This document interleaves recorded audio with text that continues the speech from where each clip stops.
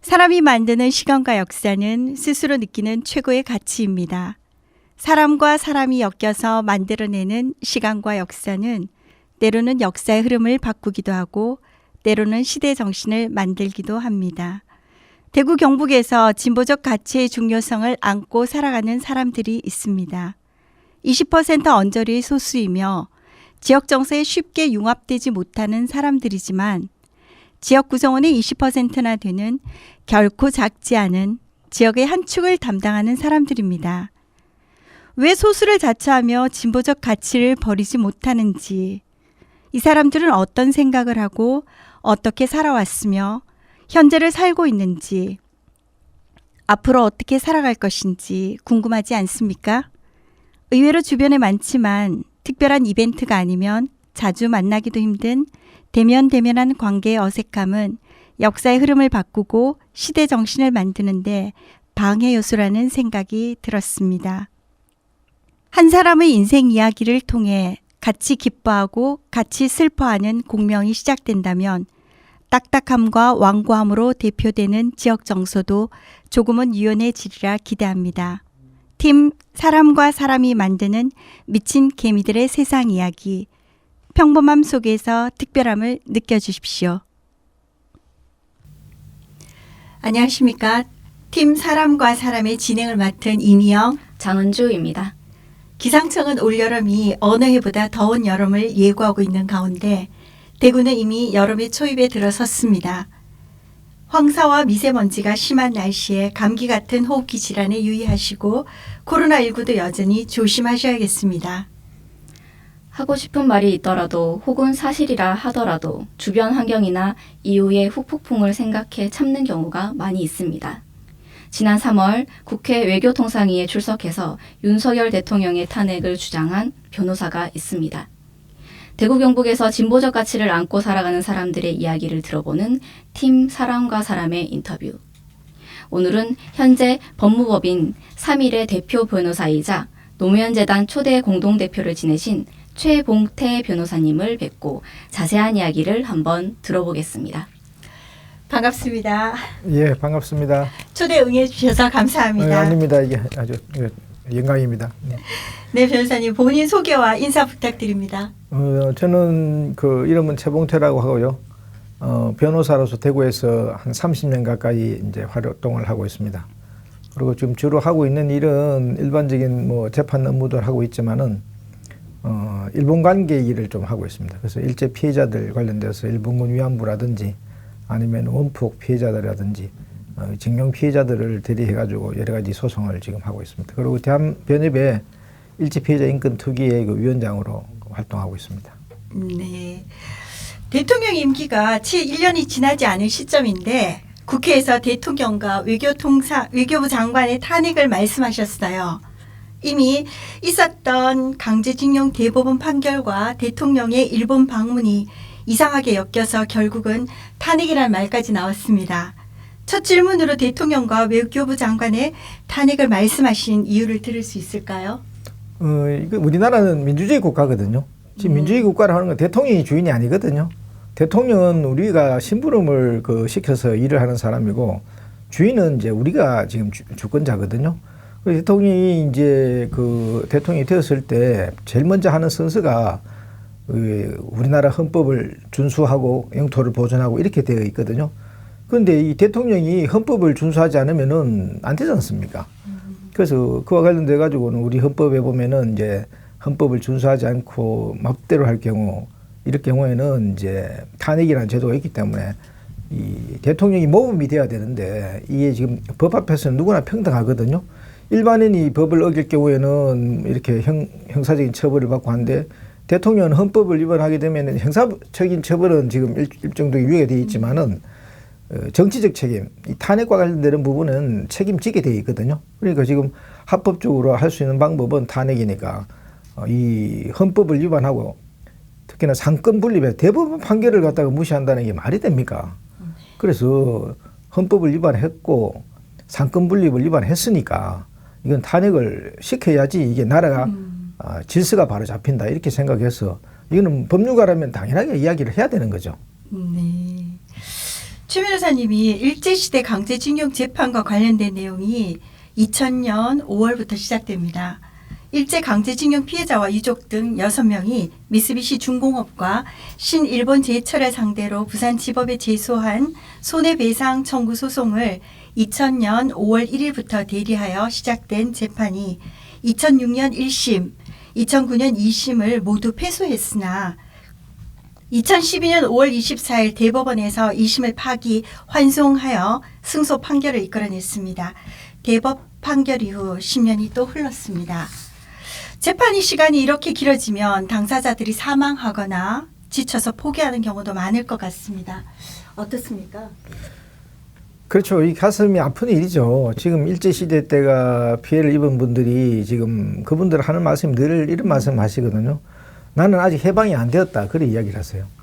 그래 지금 제일 처음에는 뭐 이렇게 우리는 당연히 이게 우리 독립이 되었고 해방이 되었다고 생각하고 살아왔는데 피해자들을 만나보면은 이 하시는 말씀이 아버님이 돌아가신지도 모르고 지금 돌아가셨다 그러면 유골이 어딘지도 못 찾고 또 일본 위안부 피해자들 같은 경우는 지금 매주 수요일마다 그 일본 대사관 앞에서 사죄하고 배상하라고 하고 있지 않습니까? 그분들한테 마음의 평화가 안 왔지 않습니까? 그분들 마음의 평화가 안 되는데 어떻게 그분들이 해방되었다고 할 수 있겠어요?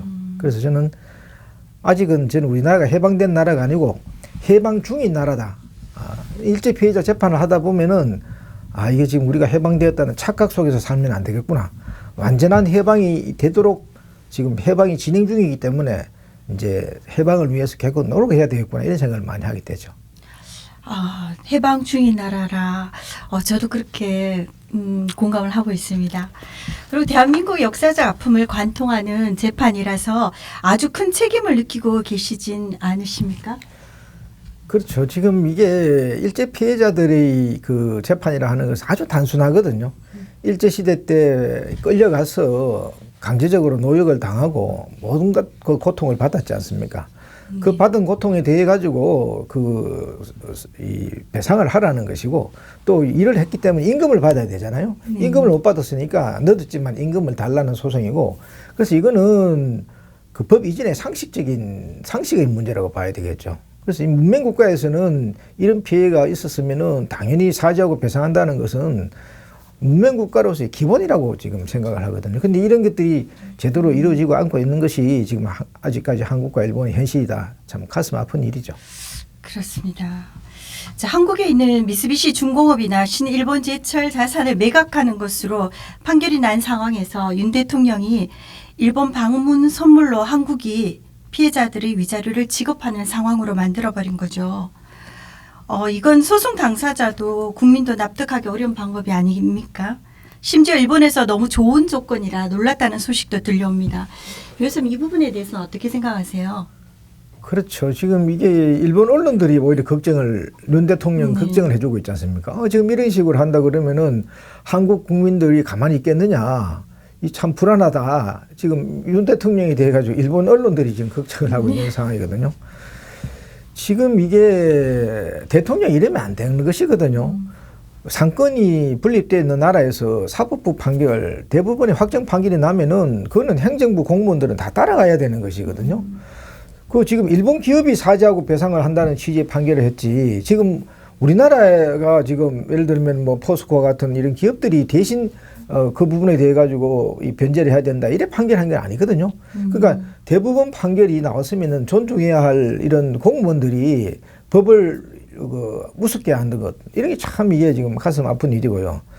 그리고 이게 소송 당사자 입장에서도 그분들은 자신들의 인권을 회복하기 위해서 싸우신 것이거든요. 이 단순한 돈 문제가 아니지 않습니까?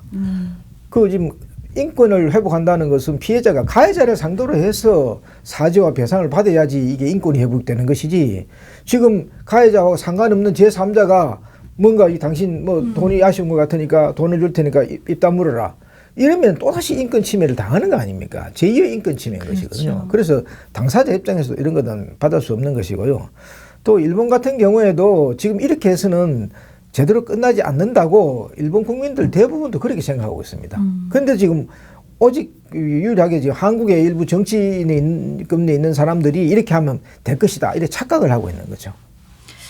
네, 그럼 10년이 넘는 시간 동안 재판이 진행되고 또 재판 결과가 이행되지 못한 시간이 또 10년 이상 미뤄지다 보니까 피해자 중 일부가 윤 대통령의 안을 받아들인 결정을 하고 있습니다.